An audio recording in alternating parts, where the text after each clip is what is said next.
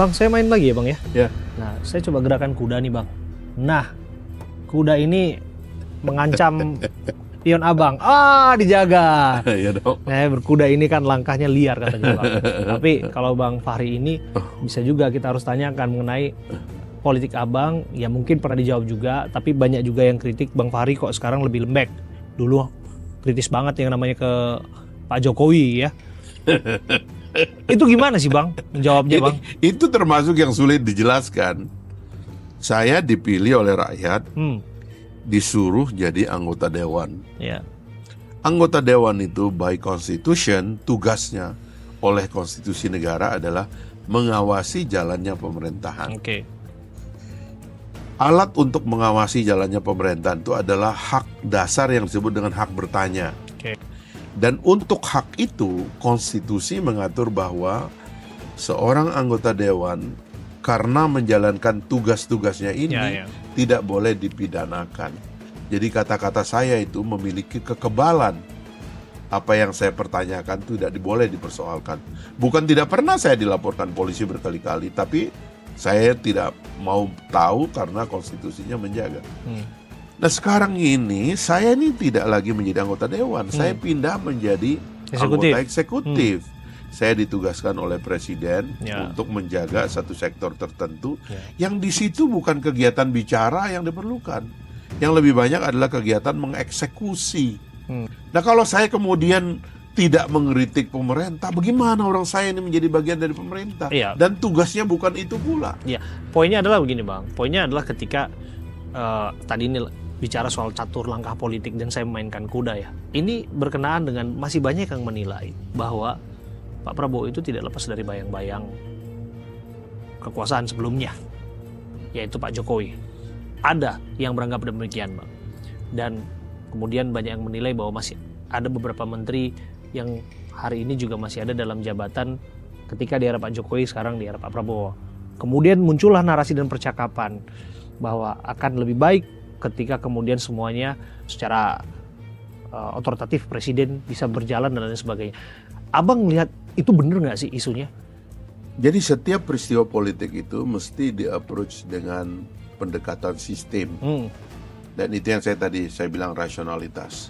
Dalam sistem presidensialisme, pada dasarnya seorang presiden itu berhenti dan bisa dibilang tidak lagi punya pengaruh apapun di dalam manajemen politik hari-hari, karena semua kaki tangannya dan pengaruhnya di dalam kekuasaan itu hilang. Ada bekas presiden yang menjadi ketua umum partai. Begitu dia berhenti jadi presiden, dia tetap menjadi ketua umum partai.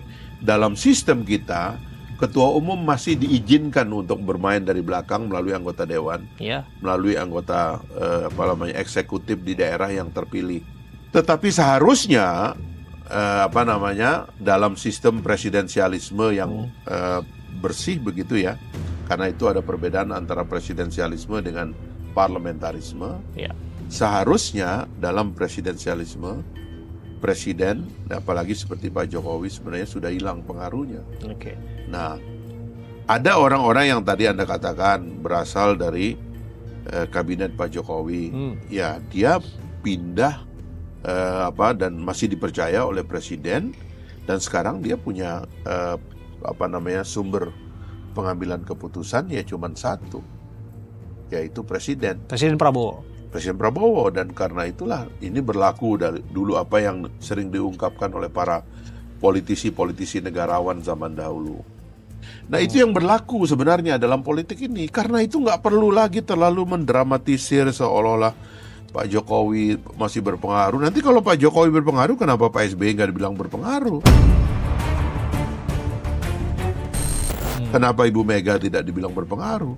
Apalagi Pak SBY dan Ibu Mega lebih punya tentakel politik dalam kekuasaan melalui partainya masing-masing. Pak Jokowi kan ada partainya sekarang, baru kita tahu juga ini partai bersama Pak Jokowi, tapi kecil, dia tidak punya pengaruh di parlemen pusat. Sama dengan Partai Gelora.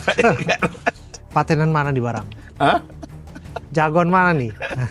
Enggak, itu saya bercanda. Oke, tapi gini Bang, oke lah bahwa kemudian Abang bicara soal pengaruh itu. ada juga yang berharap semestinya ya ditunjukkan saja dalam kemudian pemilihan misalnya kabinet, menteri, isu reshuffle dan sebagainya. Mungkin abang juga dengar ya, sebaiknya meninggalkan, pecah kongsi, lain sebagainya. Itu gimana Pak, menurut Abang? Enggak, itu hak prerogatif. Makanya hebatnya presidensialisme kita itu karena ada yang namanya hak prerogatif. Untuk mewujudkan leadership presiden yang utuh, itu ada yang namanya hak prerogatif. Ya.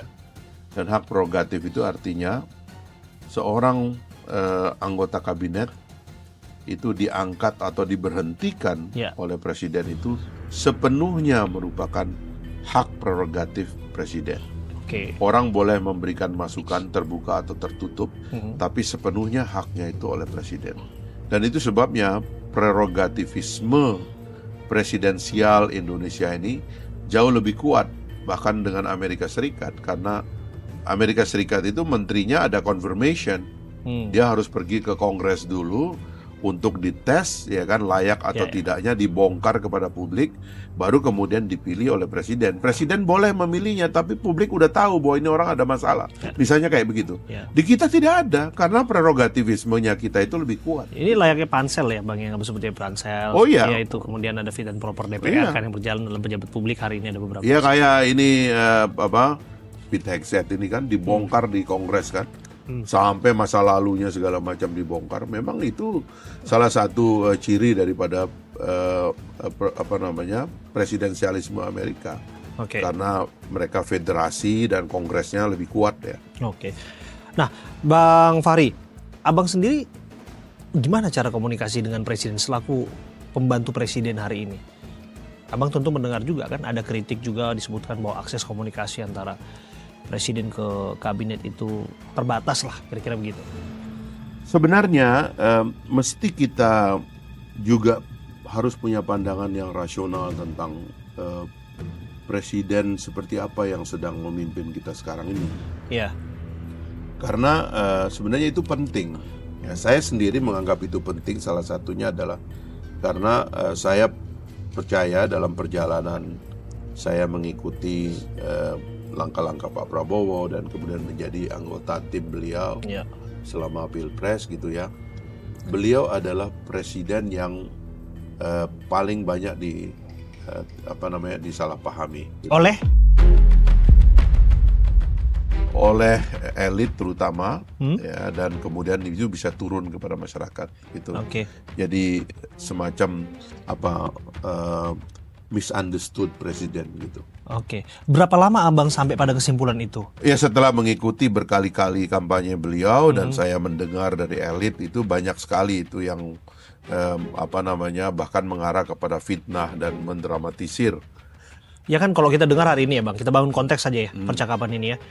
Disebutkan tidak mau mendengarkan saran, tidak bisa dikritik, sensitif dan lain sebagainya. Mohon maaf Bang, ada yang menyebutkan bahkan dalam tanda kutip kepala batu. Ya, beliau sudah ungkapkan juga itu. Begini ya, kita perlu tahu bahwa itu ada banyak keistimewaan yang dimiliki oleh Pak Prabowo dan mungkin saja oleh sebagian orang itu dianggap menjadi persoalan. Pertama, memang dia pintar.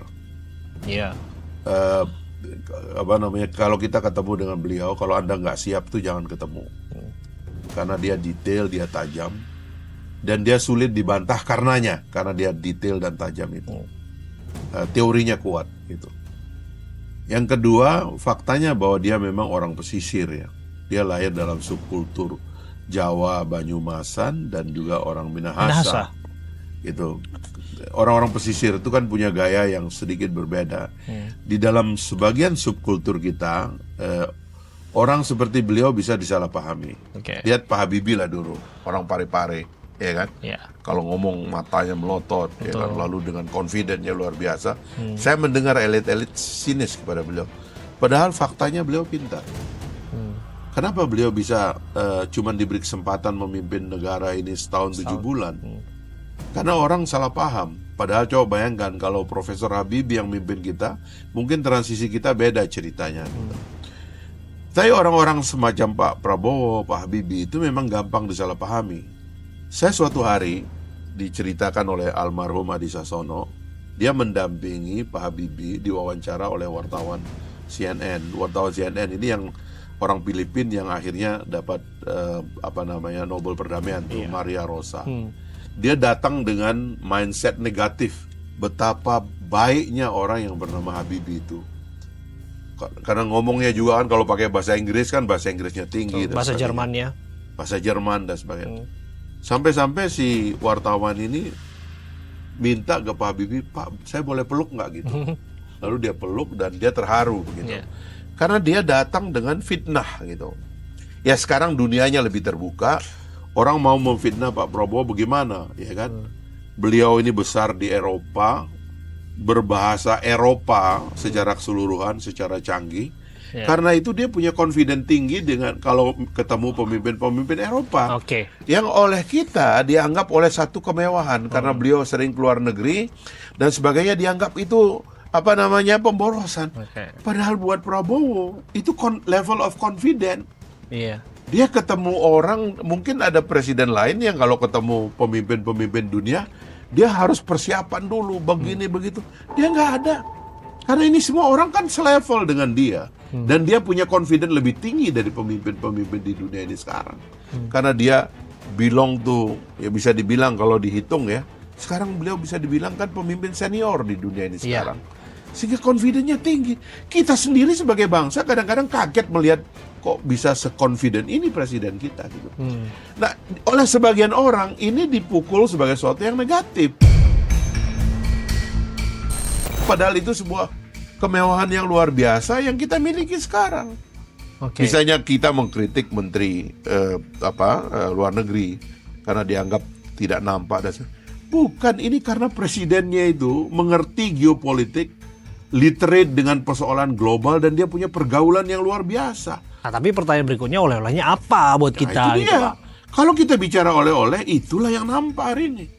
Seperti kita melihat soal minyak ini. Satu-satunya pemimpin ASEAN yang berani berjanji tidak akan ada menaikkan harga BBM.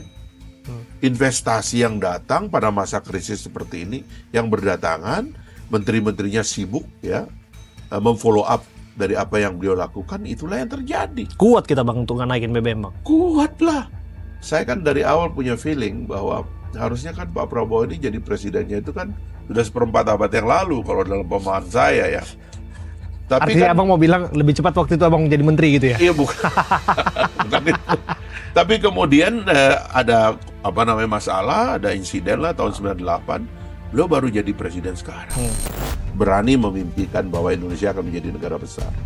Dan Pak Prabowo membuka pintu itu. Tentu semua anak bangsa bermimpi tentang itu, Bang. Tidak semua orang berani bermimpi.